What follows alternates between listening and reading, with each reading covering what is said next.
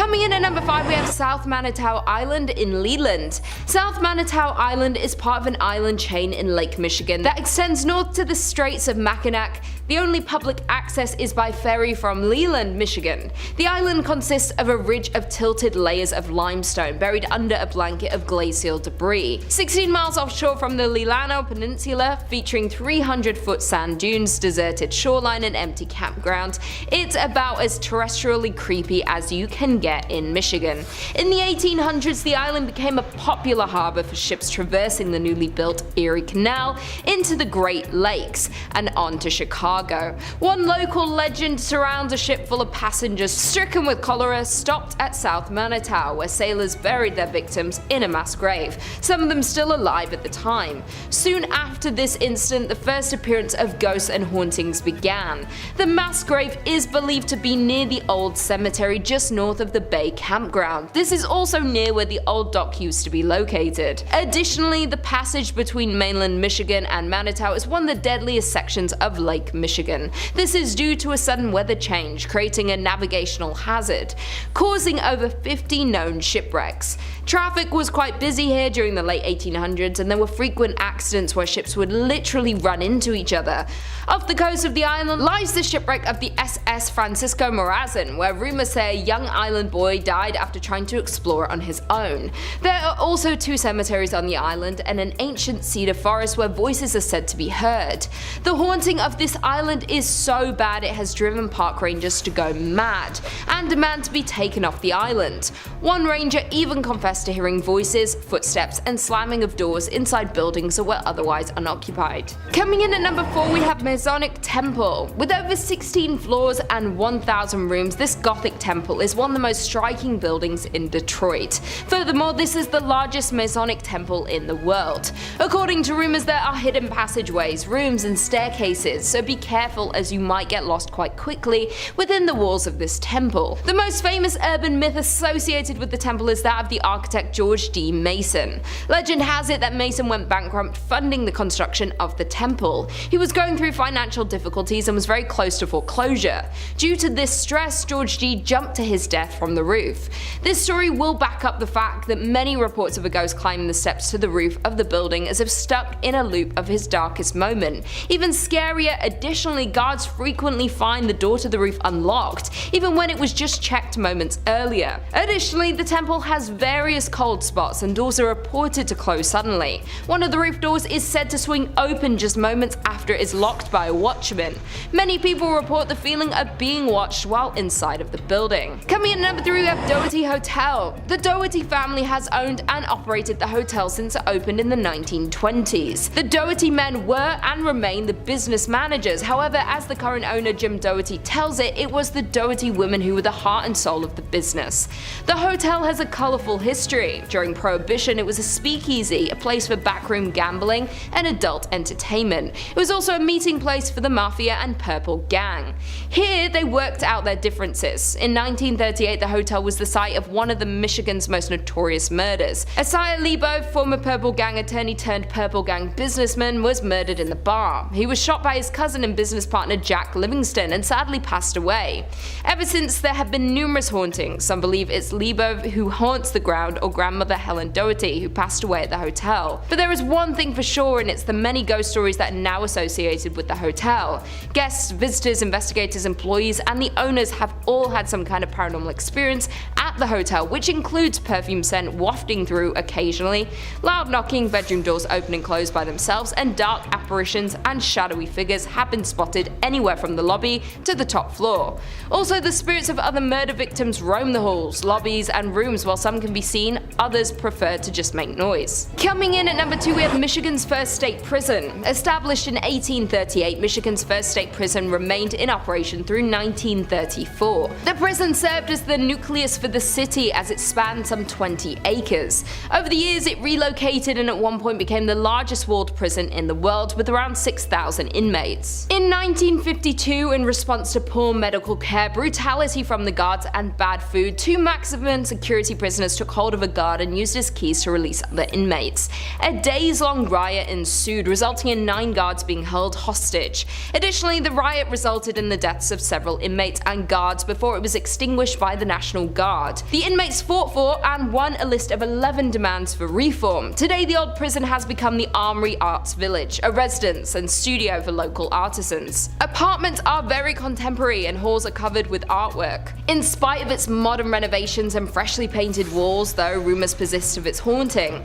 Visitors, workers, and artists of the space claim some prisoners and guards still haunt their former home. Residual sounds of riots are also frequently reported due to the prison's history of such occurrences.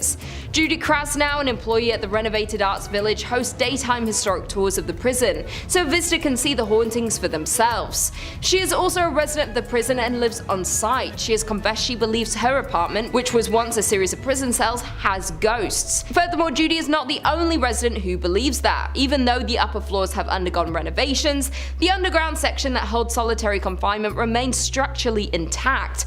Although cells have been removed, there is intensity in this area that cannot be denied. And finally, in at number 1 we have the Whitney Restaurant. Located on Woodward Avenue, Restaurant Whitney was the former mansion home of David Whitney. David was one of the Midwest's wealthiest lumber barons at the turn of the century, and he built this magnificent 21,000 square foot home in 1894. The mansion was restored in the mid-1980s, and since then reports of unexplained paranormal activities have been reported, such as shadow figures have been seen on the second floor, disembodied voices have been heard, and other strange phenomena have occurred. It is known that the mansion is haunted by Whitney and his first wife Flora. Flora always wanted to live in a mansion but died before the home was finished, leaving Whitney to raise their 4 children.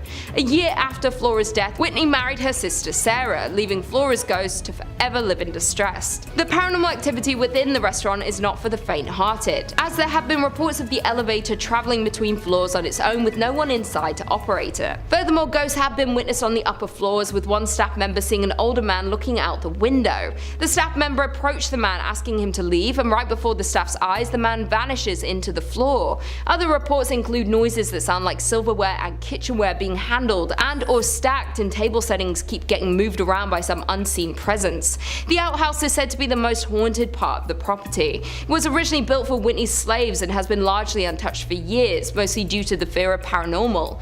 Inside the outhouse is a dining table that is set for the afternoon tea and has been untouched for as long as anyone can remember. Today it is still perfectly set but covered in a thick layer of dust, adding to the ghostly atmosphere. The outhouse has no electricity, so sits in the darkness at night. A tour guide who once worked at the Whitney insisted that the building was haunted for his experiences working there.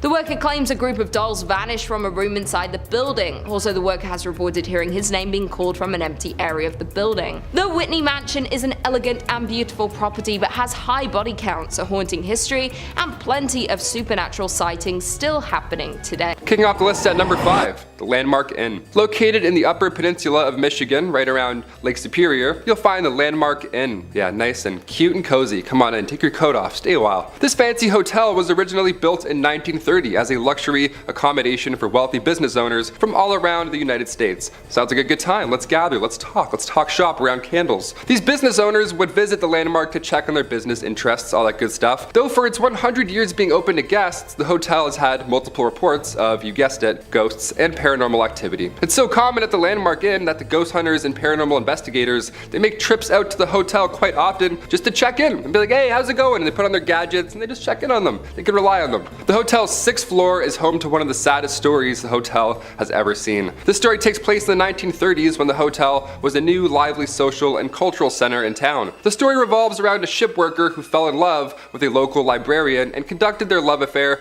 in the Lilac Room. Yeah, of all places, of course, let's go meet the Lilac Room. Sounds beautiful. And that was where the man was staying. Perfect place to meet. The couple was said to have a planned wedding upon his return from the last voyage on the sometimes treacherous Lake Superior. Unfortunately, their love affair ended in tragedy when his ship met with a storm and sank to the bottom of a lake. He never returned to the shore, and the librarian mourned the man in said Lilac Room, eventually dying herself of a broken heart. The heartbreaking story comes with many reports of the Lilac Room now being haunted. Yeah, rightfully so, as a large number of guests has reported hearing cries and whispers from a female. The female is also seen by many guests and workers on the 6th floor near the Lilac Room, crying and mourning for her loved one. A less romantic story that is associated with the hotel goes back to when it was even finished being built. During construction, a man ended the life of his girlfriend due to anger and jealousy, and this took place right after she told him about her past boyfriends and their relationship history, just normal stuff that he flipped out on, just a monster. And since the hotel was still being built, to conceal the evidence, the man buried her in the unfinished basement. Just horrible stuff. You knew I was going there and you're like, oh, please don't. To this day, decades later, visitors and employees report hearing cries from that basement, and some report hearing whispers from a female voice asking for them to find her body. I just got goosebumps. That's real goosebumps. No matter how much time goes by, these two women, heartbroken for different reasons, still haunt said hotel today. Number 4, Michigan Bell Telephone Building. The Bell Telephone Building can be found in downtown Grand Rapids. It's known from the legend that the building is haunted by 2 ghosts. It's always 2, eh? Always gotta have pairs. Good things come in pairs. Even demons. These spirits have consistently caused chaos throughout the buildings for years in their own unique personal way. We love it. We love a unique ghost. The spirits that haunt the Bell Building are rumored to be Warren and Virginia Randall, a couple who used to reside in the Grand Rapids. Back in 1907, they moved from Detroit and bought the Judd White Mansion in Grand Rapids, which has now been torn down and built into what we now know as the Bell Telephone Building. So a lot of history there already. Over the years of living in this new house, Warren and Virginia's relationship started to crumble as Warren became very strange and paranoid almost, creating hardships in their relationship. In 1908, Virginia became tired of Warren's strange and aggressive behavior, so she decided, I'm out of here, peace. She left him. One night, 3 years after they were separated, Warren convinced Virginia into taking a car ride with them, hoping to get back together, maybe talk it out. The two of them ended up at the Judd White house where their verbal disagreement turned horrible, and Warren sadly took the life of Virginia. Then he proceeded to end his own life in the very same moment. The tragic accident that happened in the Judd White house became public knowledge, and the house was left empty with no one wanting to occupy it. Yeah, more than fair. I'm like, what's rent? Also, what happened? No. The house remained abandoned for 10 years after the accident until they finally just decided to tear the thing down completely. Thus, in 1924, they built the Bell Telephone Building on the ground, which still is in operation today. Yeah, they didn't tear that one down. That one's still going strong. Due to the horrifying scenes that happened on the grounds of the Bell Building, many claim that the spirits of Randall and Virginia still remain, haunting the new building. Some say that ghosts move into the new building and remain there to this day. I mean, I think that's possible. Ghosts like to move. They can go through walls. They can probably relocate. Through the years of operation in the office building, visitors and employees all report being harassed by strange late night calls, which have been traced back to be coming from inside of the building itself. Yeah, inside the house. You guessed it. It's upstairs. That's so scary. Due to this and the strange eerie feelings that the employees feel while they're even working, it's safe to say Randall and Virginia may remain on the grounds. Most likely. They're definitely there. It sounds like they're there. They're for sure there. Number 3, the Henderson Castle. Established in 1895, this castle is a hub for many spirits and paranormal activity. I mean, it's a castle.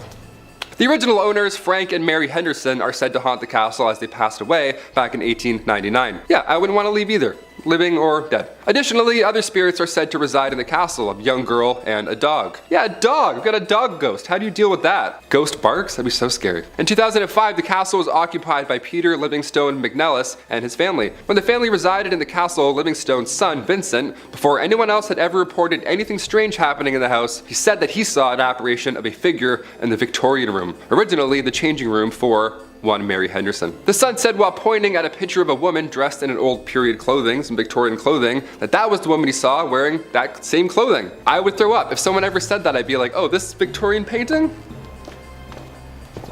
And one former innkeeper who stayed at the castle each night told Livingstone on numerous occasions that she also felt a presence coming up and down the staircase, a movement passing her on the stairs when she would walk by. Oh, these are scary. Top 5 is like, or top 10 is scary fish. This is hard. This is some scary stuff. 9 a.m. I'm already getting spooked. While now the castle is being used for a bed and breakfast, guests have fallen victim to ghosts as well. Yeah, it's not over yet. The Henderson Castle is a very paranormal active ground that many ghost hunters have investigated, and they've confirmed, in fact, that it's haunted by spirits. I trust them. The people that can go into these castles and physically do this, I'm like, yep, I trust your opinion, whatever. He just comes out, he's like, haunted. Like, thanks, Daryl. This has been confirmed as these ghosts have interacted with many paranormal investigator teams, in addition to guests and employees of the castle. Yeah, they're just harassing everyone. The ghosts seem to be friendly, not evil whatsoever, so that's a good side, I guess, to being haunted by ghosts. They have been known to speak and physically touch guests and employees. They touch them on their back, side, shoulder, always in the back. You never see it coming. It's always in this region. Not only that, but there's also been reports of radios making weird noises or turning on by themselves, even though they're either unplugged or just either turned off. Both bad, both scary. Guests and employees have also reported hearing footsteps upstairs, slamming doors from unexplainable sources, and some ghosts have been wearing the clothes that they wore while they were alive. Clothes that they wore while they died in, probably. As the spirit of Mary Henderson has been reported as many guests at the top of the staircase, wearing her usual getup. Imagine being like a clown, like a jester, and then you die in that, and that's what you look like as a ghost. You're like, what? I was doing a mascot gig. I don't want to look like a shark forever. Number 2, Alpena Lodge. The old Alpena Elk Lodge was built in 1909. It was used as a psychiatric and TB hospital until its closure in 1948. The lodge was a former hospital that was frequented by mobster Al Capone, and one that many say is haunted by at least 7 different ghosts. Yeah, you thought 2 was bad. Add 5 more. Now we got 7 ghosts. And it's currently on the auction block in Allegan. If you have a lot of money and bravery, there you go. While the structure was originally built by physician John Robinson in 1909, somewhere in the 1920s, it was sold to a doctor from the Chicago area who had allegedly had underworld ties. That's a great doctor. That's just who you want working on your pancreas. Brought pancreas back today. The facility was supposedly frequented by mafia figures such as Al Capone, the Prohibition-era Chicago mob boss, and his men. Yeah, when they needed medical attention or when they simply needed to get away from Chicago, this is where they'd go. The old Elks Lodge. Al Capone. He's like, oh, it's cozy. They have great soup. Years later, it was used as an Eagles Lodge and an Elks Lodge. And in 2010, it was acquired by an Allegan woman who began renovating the property, but now she wants to sell it. Yeah, can't imagine why. Because one of the former doctors who owns the lodge had underworld ties, maybe? Something like that? I don't know. It led to a lot of people believing that there's a lot of undercover stuff about this lodge. It's still happening to this day. I don't know why I'm doing this like it's like over there, but I'm like, there's something going on in that lodge. Especially as it's known to hold 7 different paranormal entities, like I mentioned previously. For many years, employees and visitors have told stories of spirits who relentlessly roam the building. Some of the paranormal activity that has been experienced here includes cabinets opening up by themselves in the kitchen, sounds of children laughing, it's always calming in the morning, photographic anomalies captured throughout the building, and like you name it, shadowy figures in the basement, all bad. Notably where the morgue was located. The basement, good stuff, a lot of stuff happening in there. They'd be knocking on the front door, indiscernible conversations, and ringing at the doorbell when no one was present. Yeah, good stuff. Again, I have goosebumps, they're back. Guests also heard footsteps and the sound of hospital activity long after being used as one. They'd also see full-bodied apparitions of children. They would just see ghost children. That would be it. I wouldn't have to see any more. I would just see the ghost children and be like, again, see ya. Like that's. And finally, number 1, Point O Barks Lighthouse. There are plenty of lighthouses in Michigan, and plenty of them are rumored to be haunted, of course, because they're lighthouses and they're creepy, as they normally are. And this one is no exception. Built in 1847, real old, a lot of history with this one. The lighthouse is located on Point O Barks. As the legend goes, early to mid 1800s, Peter Shook had been Point O Barks' first lighthouse keeper. He was the OG. In 1849, Peter drowned while he and a couple of friends were sailing to Port Huron to pick up supplies for the lighthouse. He left behind 8 kids and his wife Catherine, and she took over at that point for Peter's duties, thus becoming Michigan's first female lighthouse keeper. Since then, people have claimed to see the spirit of Catherine walking along the edge of a cliff dressed in mourning clothes, as she is still heartbroken by the loss of her lover, of course. As we talked about earlier, ghosts like to wear the things that they were, that they passed away in. Again, would hate to be a clown outfit, that would suck. She had also been spotted in the window of the 2nd floor wearing an apron, along with an apparition being seen, footsteps ascending and descending the tower stairs, and giggling has also been heard. Yeah, you hear giggling and there's cold spots, therefore haunted, for sure haunted. And the smell of burnt tobacco has also been wafting through the air many a times. Lighthouses are pretty stressful, more than fair. When paranormal investigators, specifically the Southeast Michigan Paranormal Society team, when they had a 2-day intensive investigation after their search, they concluded that they believe that there is every reason for the lighthouse to be haunted. The investigators did some electric voice phenomenon work in the living room, and then they heard loud thuds from overheard. Like, where did they get this gear from, Like, I want this gear. I have some questions of myself going on in the apartment. I want to swing it around a bit. A sound of something scraping along the floor as well, and additionally, during their investigation, the rocking chair had moved 2 feet and was still moving. Just love to keep rocking around. We love that. We love haunted rocking chairs. We love unexplainable forces. While they were upstairs, they also reported hearing heavy footsteps from another unknown source. So many ghosts, there's rocking chairs, people moving around, working in the basement. It doesn't sound like the afterlife is a peaceful one, if I'm being honest. Sounds like there's a lot of to do after you die. I'm not really looking forward to it. I thought I could just kind of float around in your paintings, but now it sounds like I'm gonna have to go and wear this. Wear my morning clothes, who knows? Coming in at number 5, we have Terrace Inn. Located just north of the city of Petoskey lies the Victorian inn called Terrace Inn. The inn opened in 1911 and was known to be a luxury 38-room Victorian resort, though the perception of the Terrace Inn has since changed from a large number of scary ghost reports. It also doesn't help that there have been multiple deaths on the premise. Before this building was an inn, it was 2 boarding houses until they were torn down to create what we now know as Terrace Inn. During construction, 2 workers fell off a beam and sadly passed away. Therefore, it's rumored that their spirits may have settled in at the inn once construction was complete. That's not the only accident and ghost story that has occurred at the Terrace Inn though, as many years later there was a woman named Abby Sweet who was staying at the inn. Abby was pregnant and unfortunately fell and lost her life. After that event occurred, her husband Edward passed away from heartbreak just a few years later.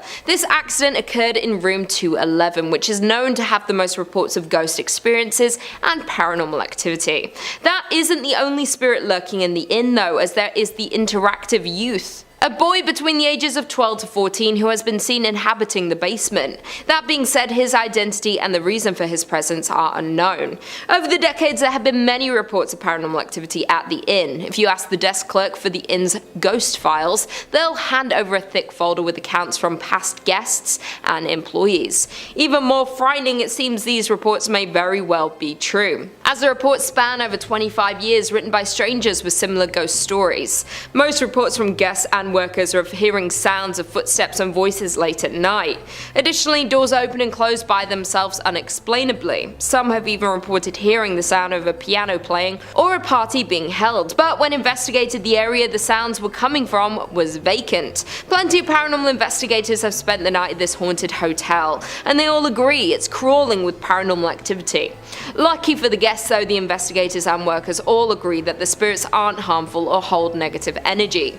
That all being said, this historic inn remains one of our most paranormally active locations in Michigan. In at number 4 we have Sol Choy Point Lighthouse. On the shores of Lake Michigan sits Sol Choy Point Lighthouse. The lighthouse has been in operation since 1895 and it's the only active light left on the lake, but behind its walls holds the stories and spirits. Between 1902 and 1910, Joseph Willie Townsend was the lighthouse keeper who lived in the upstairs bedroom with his wife. For decades, it's been said that Captain Willie Townsend remains attached to the old structure. The captain died at the age of 63 in 1910 and his death remains a mystery, though some believed it was cancer as he was known to be a heavy smoker.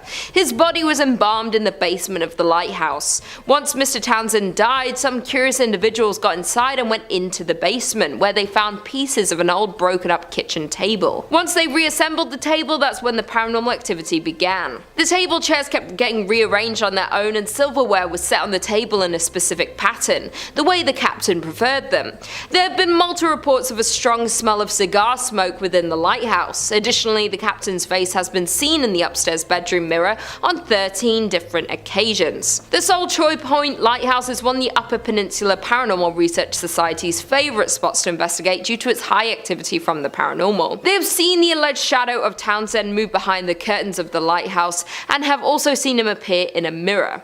Not only that, but one guest had even said that during her visit she saw a man wearing a heavy blue coat walking across the yard of the lighthouse. She waved at the man, but he just ignored her. Not thinking much of it, she went on with her day. When the guest got home and did research on the lighthouse, she realized the man she saw was the captain himself. And to this day, those who visit Sol Choy Point Lighthouse leave with stories that turn non-believers into believers of the paranormal. In at number 3 we have Mack Island. One of Michigan's most popular tourist destinations is also one of its most haunted, Mackinac Island. The small island sits on Lake Huron, covering almost 4 square miles of land between the upper and lower peninsulas of Michigan. The island was originally home to indigenous settlements long before European colonization. Seeing at least 2 battles during the War of 1812, it has been the resting ground of many tragic deaths, making it a prime location for hauntings and paranormal activity. In a part of the island you will find the Grand Hotel. The area first served as a missionary school, but today it's known as a luxury hotel. Through investigators, there have been many reports of paranormal activity in the area, and it's known that the Grand Hotel is one of the hotspots for paranormal activity on the island. Legend has it that construction workers uncovered human remains while digging the hotel's foundation, with paranormal activity stories being recorded in the theatre, outside grounds, and in its its rooms. The staff have also reported seeing a man in a top hat playing the bar's piano. Others see a woman in Victorian clothing who roams the halls, even getting into beds. Another paranormal hotspot is the Mission Point Resort, which was a moral realignment, a religious movement from the 1930s. The resort's popular ghost story is about a man named Harvey who died in the late 1960s. Supposedly, Harvey was dealing with a broken heart and ended his life behind the resort, not being found until 6 months later. Some people believe there's more to the story, that he was perhaps murdered. That being said, Harvey is often reported in the resort's theatre, where visitors have reported being pinched or poked. With the never-ending ghost stories and paranormal reports, the island is deemed the most haunted town per capita in the United States, with 16 haunted locations per 478 people. It is safe to say that there are some paranormal activities and ghosts lurking on the grounds of the island. Coming in at number 2, we have Doy Hotel. Due to the growing number of railroad passengers passing through the area, the hotel was built in 1891. Many staff, residents, and haunted historians will agree that the Doy Hotel is one of the most haunted buildings in the state of Michigan. Norman Gauthier, a professor of parapsychology who is also known as a world-famous ghost hunter, investigated the hotel in 1989 and concluded that the building is indeed haunted by a great number of spirits. Throughout the years, the hotel survived 2 fires exactly 65 years apart. Many residents and guests of the hotel have talked about the weird feelings they got on the second floor of the hotel, with outers actually admitting to seeing ghosts. The inn's most famous ghost is said to be the former owner himself, Mr. Hurst. Hurst passed away in the 1920s, but many believe he just can't let go of his hotel. He is the most active ghost at the Doy Hotel and wasn't happy with the renovations that have been done to his inn. The rumor is, if you see a man wearing a frock coat and top hat and smell cigars, you most likely have met the man himself. The other most common spirit would be with the former hostess, Nora Kane. According to the hotel, Nora's ghost is seen most often in the bar and back hallway. She has been heard playing the piano or softly singing a tune throughout the hotel, and her flowery perfumes can be faintly smelt when she is around. Those are only the 2 most common spirits of the Doy Hotel, though there are so many more encounters reported by visitors and ghost hunters. And finally, in at number 1, we have Beeson Mansion. Found in Niles, Michigan, sits an old mansion that was built in 1847. The home was constructed by a local whiskey distiller who sold it to an attorney, Strother Beeson, and that's why it was referred to as the Beeson Mansion. Across the street of the mansion lies the family's private cemetery. Strother built the tomb across the street as a final resting place for his mother, and it wasn't too long afterward another family member joined the cemetery. Strother's son, born in 1969, tragically passed away, and a total of 12 family members are now entombed in the crypt.